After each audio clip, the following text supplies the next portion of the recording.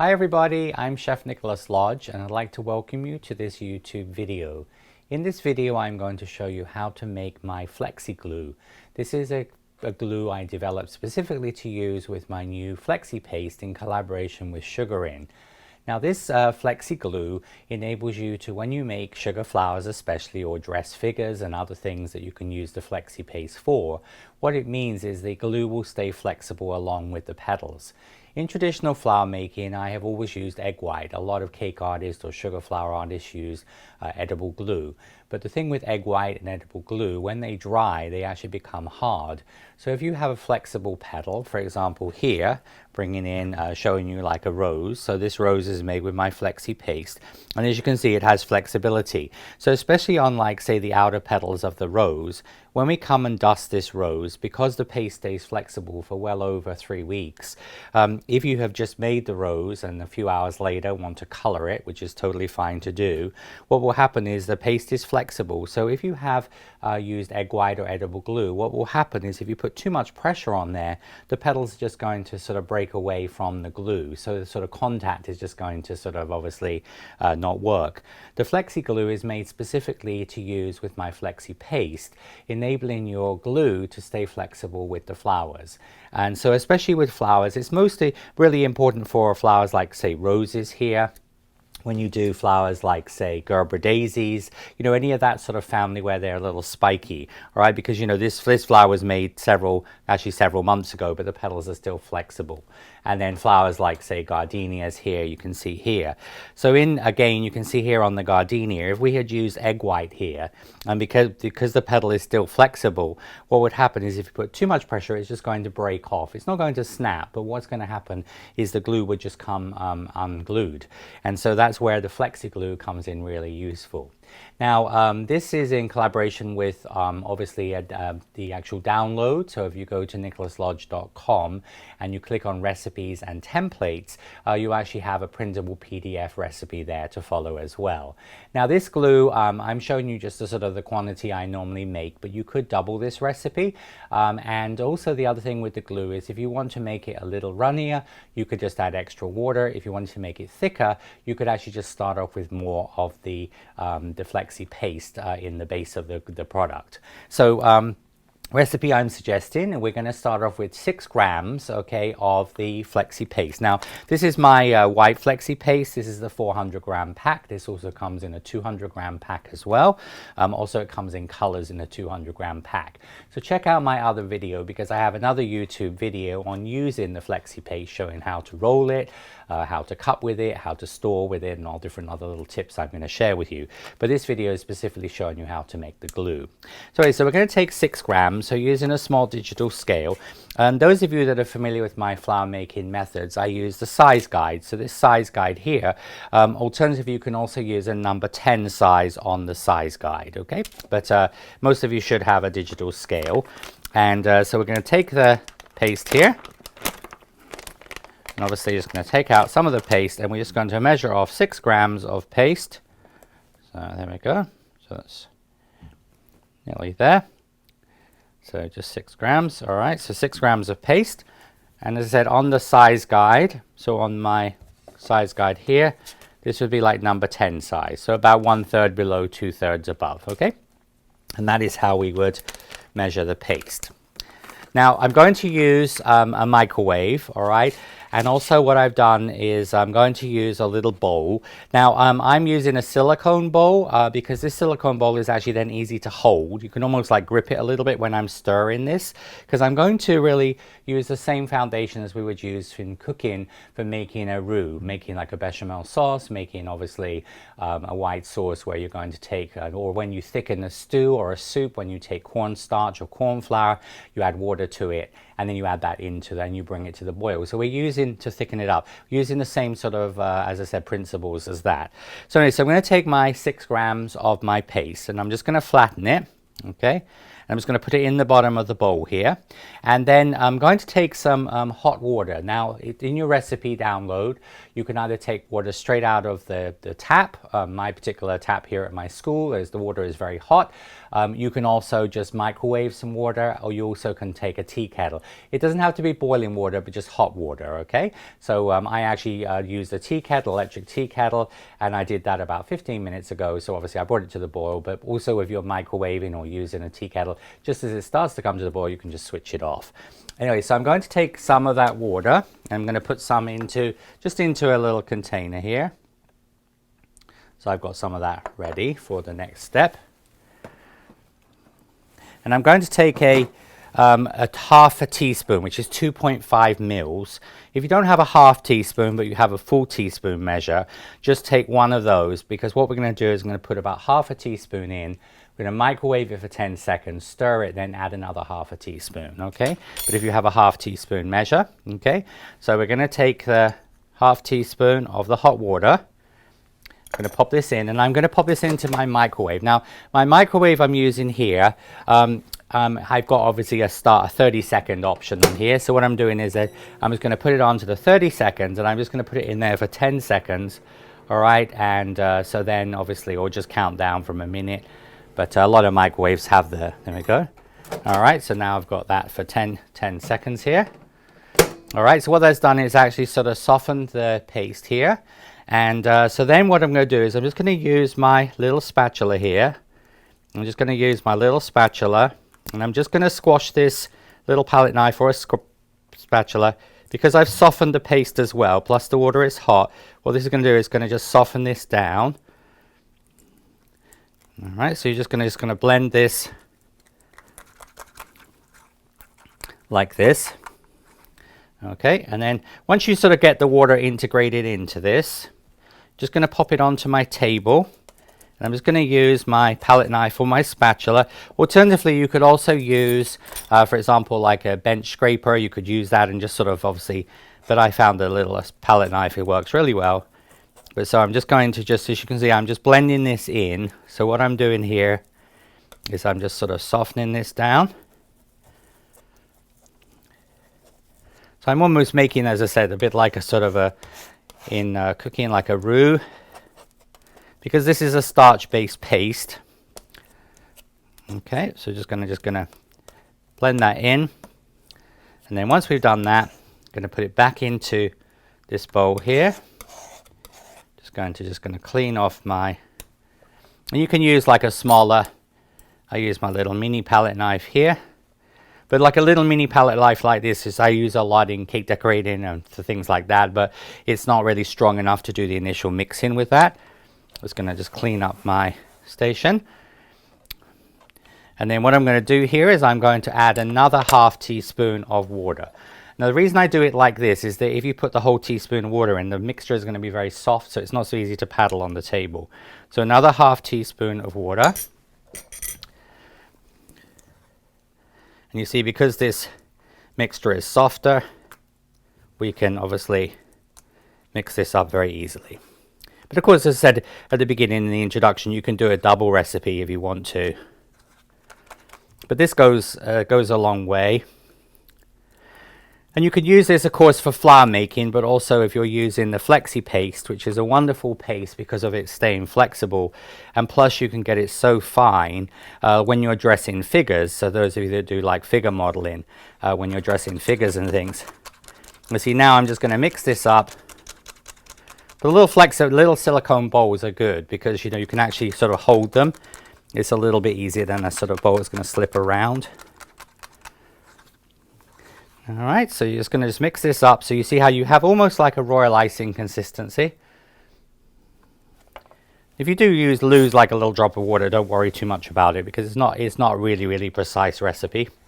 And so now what we're going to do is going to take 50 mils or a quarter of a cup or 2 fluid ounces.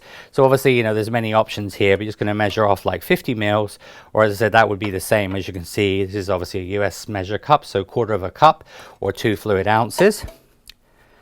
And I'm going to take some more of my water here. I'm just going to take my So as I said, this is hot, but it doesn't have to be boiling, okay?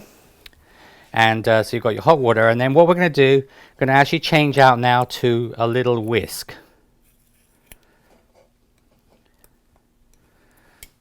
Okay, so we're going to just change out to a little small whisk, and I'm going to just add a little bit of water at a time. And then with my whisk, I'm just going to give this a mix up. Okay, so just going to add just a little bit at a time here. So usually do this in about five hits, okay?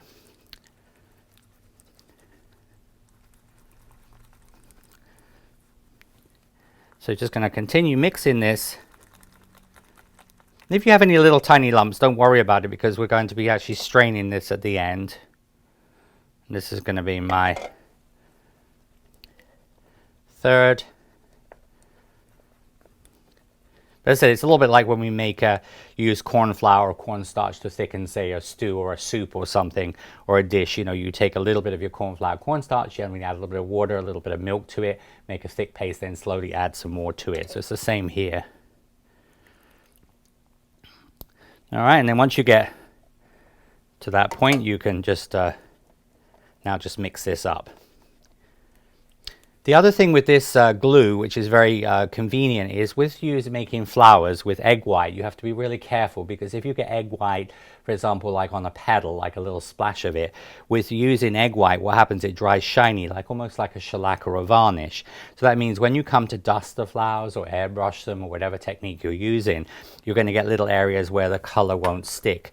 This glue will dry just the same as the paste, because really it's like a watered down version of it. So as I said, it works very, very well because you can dust over the top.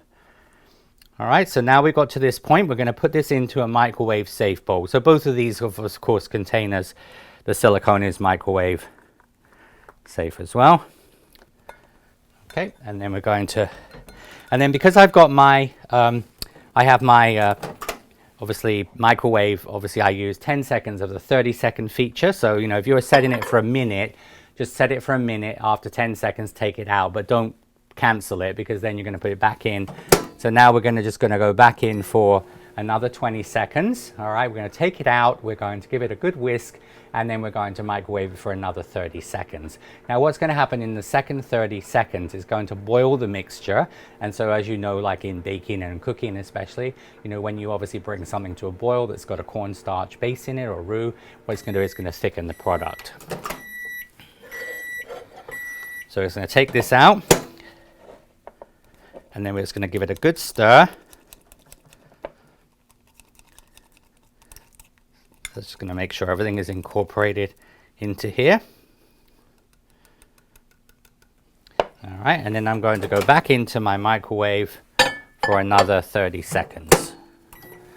Okay, and that is the paste. Now, as far as storage of the paste, generally when I'm making flowers, this is what I use in my classroom.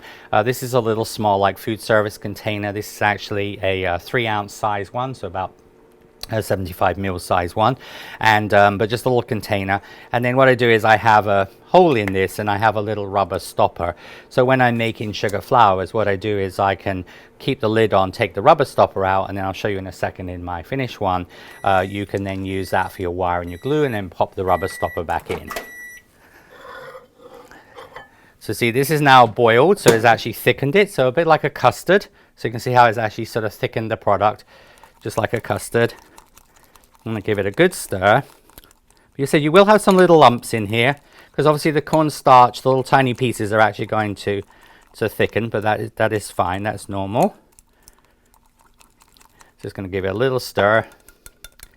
Obviously just get rid of what you can off of there. There we go. So now we're going to take a small tea strainer. Generally sort of something that's, you know, I use sometimes conical strainers, but I'm just using a little flat tea strainer. Tea strainer, the advantage of this over a regular sort of kitchen sieve is that it's going to be a little bit finer, okay? So what you do there is you put this over the top of your, you know, little bowl, whichever one you want to use.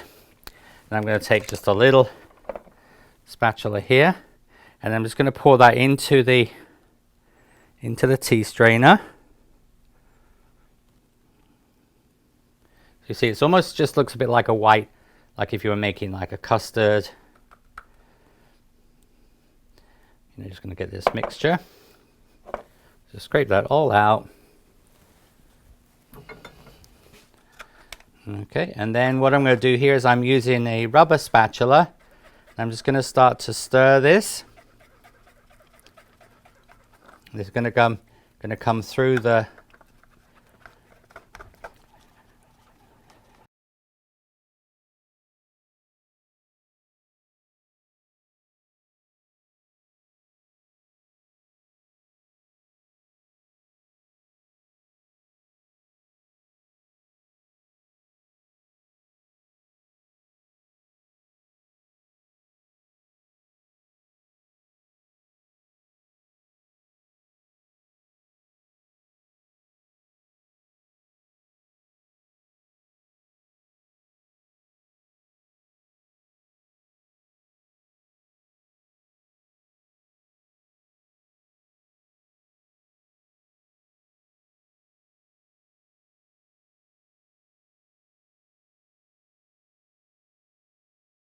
All right, so that's pretty much your glue there. You can see it's quite thick at this stage. So it's almost just a little bit, like I said, like a cooked custard. All right, and so you're just gonna give that a stir. I'm just gonna put my lid on here. Just gonna put my lid on. Or put it in a little container with a lid. But you see, when I'm using, this is some I made yesterday, so when I'm using, as I said, wires or paintbrush, see, I just take my little plunger out, and then when I'm making sugar flowers, what I do is take my paintbrush, and then I can just go into there and just use the rim to get rid of the excess egg, and then brush that onto my petal. And when I'm making things like petals, like for example, when I make individually wired petals for orchids or leaves or things, I can take my wire and I dip my wire into there, and again just pull off the excess glue and insert that into the petal or the leaf. And then when my students, or when I finish, just give that a wipe. We pop the little plunger back into here, and then this just can be stored at room temperature. Because the paste has got preservative in it, you don't have to refrigerate this, so that's another advantage, because a lot of edible glues you have to refrigerate, and of course egg white as well. So this is obviously just keep it ambient room temperature. Since filming the original YouTube, I found the shelf life of the product didn't sort of last as long as I was hoping. So what I'm going to be showing you is just a little bit of an additional thing you can do to make it a shelf-stable product for longevity. This is a product called Extended, and this is potassium sorbate, which is used in a lot of food and candy making. And this is basically a mold inhibitor, and it will extend the shelf life of the product, which means it doesn't have to be refrigerated. If it gets warm in temperature, you don't have to worry about it.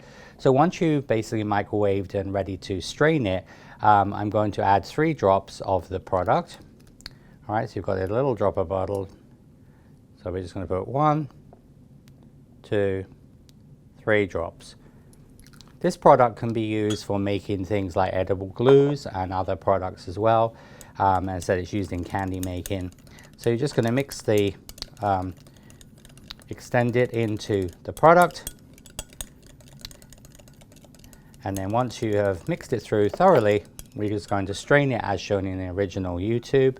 So you can just strain it into a little container that you can pour from. We also have added to our collection, these are little FlexiGlue pots. So these come empty, and we've put a label on there so you know what's inside there. But they have a nice seal on them because, again, with students and things, it's really important that you store this product. If not using these, make sure it's a glass product or something that is sterile. It's not going to be greasy or obviously air get to it. Now, for example, you can take the amount that the recipe makes. So what I can do here is I can pour most of this in here for storage, and then I can put a little bit of this into my 1 ounce smaller pot. So then you see you can keep this, obviously this is your extra product here. Just do that nice and tight. These have a little plastic lid on them, which keeps it really nice and fresh. And then this one you can keep on your flour making station. And then of course, you can then just take the lid off of that, use your brush, and then at the end of the project, put the lid back on. And this can just stay on your station, workstation. It is now a shelf-stable product. If you do not have the extended. I would recommend you keep this in the refrigerator when you're not using it. It doesn't have to go in every day, but it's best to keep it in a cool environment in the refrigerator to extend the life of the product. But with the extended in it, the extended, it obviously is not a problem. And have fun with your FlexiGlue. And this is your, as I said, FlexiGlue. So this is wonderful to use, remember, for flower making, but also when you're using this to attach, obviously, decorations if you're doing cakes or cookies or whatever, and you're using anything like that. But you remember, you can make this thicker by using, you could use, 7 or 8 grams of the paste, the Flexi paste in the glue, or if you found it was a little bit thick for your project, you can also add just a little bit of water to it and just mix that through. So I hope you've enjoyed this presentation on using my Flexi paste in collaboration with sugaring, and we'll have fun using this for your flower making and other projects. Till next time, sweet wishes. This has been Chef Nicholas Lodge. Bye.